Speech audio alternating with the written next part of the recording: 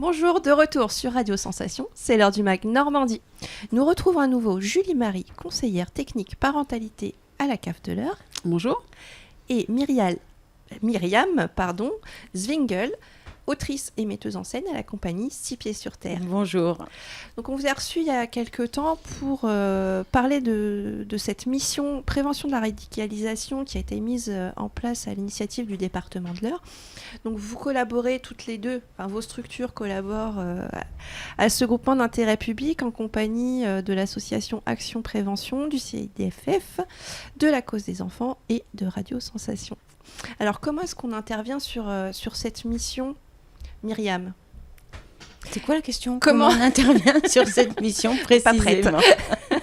Comment est-ce que la compagnie Six Pieds sur Terre intervient dans cette mission ? Donc nous, on a un spectacle de théâtre qui s'intitule Vague Alarme, qui parle de manipulation, d'estime de soi, d'émotion, et qui est systématiquement suivi d'un débat avec nos spectateurs, ou ce qu'on appelle un bord plateau. Donc le débat va suivre... c'est mon fonctionnement, va suivre les questions des spectateurs surtout, ce qui ne nous empêchera pas évidemment de glisser 2-3 infos importantes et utiles. Oui. Alors, ce communément on appelle le pitch de cette pièce. Alors le pitch, c'est l'histoire d'une jeune fille de 17 ans qui apprend que son petit ami allait commettre un attentat. Donc elle est très très très en colère, elle vit seule avec sa sœur, elle a quitté sa maman, on ne parle même pas d'un papa, donc il y a une famille voilà, comme ça qui laisse des doutes, en tout cas le spectateur peut se faire son idée. Et dans sa colère, elle parle de beaucoup de choses avec sa sœur et elle est vraiment en rage contre la société. Elle va ouvrir une petite porte à sa sœur, en fait, sur sa sensibilité pour la cause animale. Et donc, sa sœur, qui travaille en fac de psycho, va pouvoir s'infiltrer là-dedans. Mais je vais spoiler un truc, c'est pas bien. Non, on ne spoile pas. Voilà, il va se passer quelque chose où sa sœur va faire en sorte qu'elle comprenne que non, c'est pas si simple de dire « je ne peux pas être manipulée, moi ». Puisque justement elle a tellement de colère, cette colère qui vient en fait lui l'aveugler et lui permet pas de voir ce qui se passe réellement. Et c'est un petit peu ce qu'on dit. J'ai pas très très bien pitché, mais sur notre site internet. Alors, dont le lien est www.6 pied au pluriel -6 un peu long sur -6 terre.fr. Vous avez beaucoup d'infos, des vidéos, des reportages, France 3 Normandie, etc. Des petites photos aussi. Alors, oui. comment naît cette pièce ? Pourquoi ? Comment ? Avec qui ? Alors, cette pièce est née d'une demande de la maison. Je dis bien une demande, ce n'est pas vraiment une commande, mais la maison d'arrêt d'Évreux avec laquelle on travaille beaucoup m'a demandé si j'avais un spectacle après les attentats de Charlie Hebdo sur la radicalisation. Donc, j'ai dit non, mais je peux. Et évidemment, extrêmement touchée, comme tous les comédiens avec qui je travaille déjà dans la compagnie. On s'est dit oui, on va faire quelque chose. Donc ça a été un gros travail, une énorme montagne de comprendre l'axe qu'on voulait et qu'on pouvait assumer par rapport à cette thématique-là.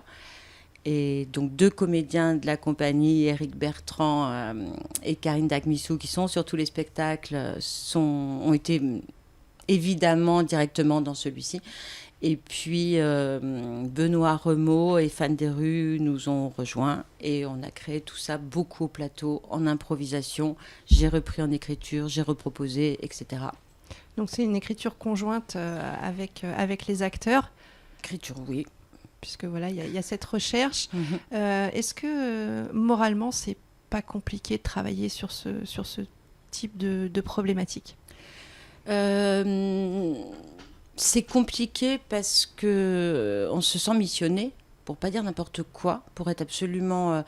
Alors, c'est pas qu'en théâtre, on dit n'importe quoi en général, heureusement, mais c'est quand même extrêmement sensible. Donc, bien sûr, moi, j'ai été formée un peu. Je me suis formée aussi dans une recherche Internet longue. Puis, quand l'axe de la manipulation a été choisi, Mais ça a été de la même manière, enfin beaucoup de travail en amont de l'écriture.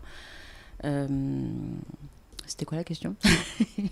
Oui, est-ce que moralement on s'en sort indemne? Oui, finalement on s'en sort et on est fiers en fait. Et puis comme on est 5 quand même dans l'équipe, du coup avec les 4 comédiens, il y a quand même une grande joie, une grande fierté parce qu'on pense que le travail est bien fait. Et comme la pièce est très bien reçue, de participer à ça et puis toujours d'aider effectivement Moi j'aime dire qu'on apporte des pistes de réflexion aux spectateurs, non pas des... Voilà, pas plus, en tout cas rien de moralisateur, rien d'obligatoire évidemment, mais une possibilité à travers le personnage, à travers le théâtre, d'avancer sa réflexion. Et puis c'est important de dire aussi que c'est pas que sombre. Ah non, c'est super drôle en fait. Parce qu'il y a eu 2 sources d'inspiration, et donc le film La Vague, qui est un film magnifique à voir. Et donc ça, c'était juste pour la partie jamais je peux être manipulée. Bon, ok, on va voir. Et l'autre film, c'est Vice Versa, un film d'animation de Pixar, dans lequel on voit une jeune fille, on voit ses émotions et on les suit. Et donc les comédiens en fait vont jouer 2 rôles. Il y a l'histoire, la ligne première de l'histoire. Donc le personnage de Leïla qui va être manipulé par sa sœur ou pas, enfin par... voilà. Et on voit en parallèle les 4 émotions de ce personnage, donc pour bien comprendre ce qu'elle vit à travers son histoire. Voilà. Et alors Julie, comment la CAF, elle, participe à cette mission de prévention de la radicalisation? Alors nous, on est la financeur en fait des projets, donc notamment de la compagnie 6 Pieds sur Terre pour tout le projet qui se déroule auprès des parents.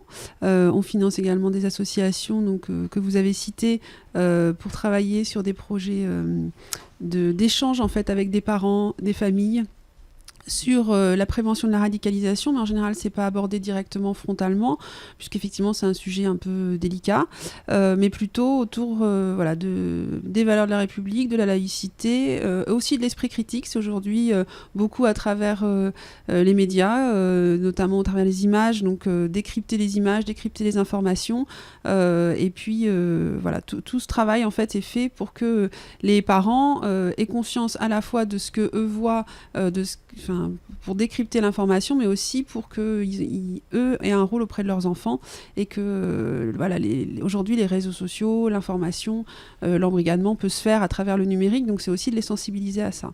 Donc ça c'est notre rôle aujourd'hui. Donc d'appuyer les parents dans leur rôle d'accompagnement de leurs jeunes. Exactement, voilà. On est à la fois auprès des parents, donc dans la prévention de la radicalisation, on finance vraiment cet aspect, et puis au quotidien on soutient d'autres projets en direction des jeunes, donc pour soutenir justement cette éducation au numérique, le développement de l'esprit critique, et on finance des accueils de loisirs aussi, tout simplement. Les accueils de loisirs sont des animateurs qui développent aussi des projets éducatifs, et dans les projets éducatifs en général vous retrouvez la citoyenneté, la laïcité, donc voilà. Il y a différentes façons d'intervenir et tout est lié en fait pour accompagner les familles et les jeunes. Alors on aura bientôt également sur l'espace numérique de travail une possibilité d'aller chercher un peu des infos. Oui, ça c'est un des projets en fait soutenus dans le cadre de l'appel à projet qui a été mené cette année. Dans le cadre des espaces numériques de travail, l'idée est de développer un onglet de prévention avec différentes informations de prévention qui soient accessibles pour les collégiens et pour les parents. Donc c'est aussi des numéros qui permettent d'alerter ou d'être informés sur des situations, et notamment autour de la prévention de la radicalisation, puisqu'il y a un numéro qui existe national et qui est peu connu. Donc l'objectif c'est au moins de le faire connaître. Et puis après, avec les associations qui travaillent avec les parents dans les centres sociaux notamment, qui font des cafés parents, etc., qui peuvent aussi parler de ce numéro, parce que ça peut aussi faire peur, cette information en disant qu'est-ce qu'on va y trouver comme information, qu'est-ce qu'on va y dire, est-ce que c'est anonyme ou pas, Est-ce qu'on peut le donner, ce numéro ? On peut le retrouver sur le site du gouvernement, parce que là je ne l'ai pas en tête honnêtement, mais oui, si vous l'avez, vous pouvez le retrouver sur le site du gouvernement. Voilà, donc plein d'infos à trouver, que ce soit sur le site de la compagnie 6 Pieds sur Terre, avec des tirets du 6 entre chaque mot, et le site internet du département. Donc on retrouvera Vague Alarme au mois de janvier à Louviers, un peu plus tard à Val-de-Reuil, et on suit vos aventures sur votre site internet. C'est ça. Merci à toutes les deux d'avoir accepté Merci. notre invitation. Retrouvez ce mag en audio et vidéo sur notre site radiosensation.fr.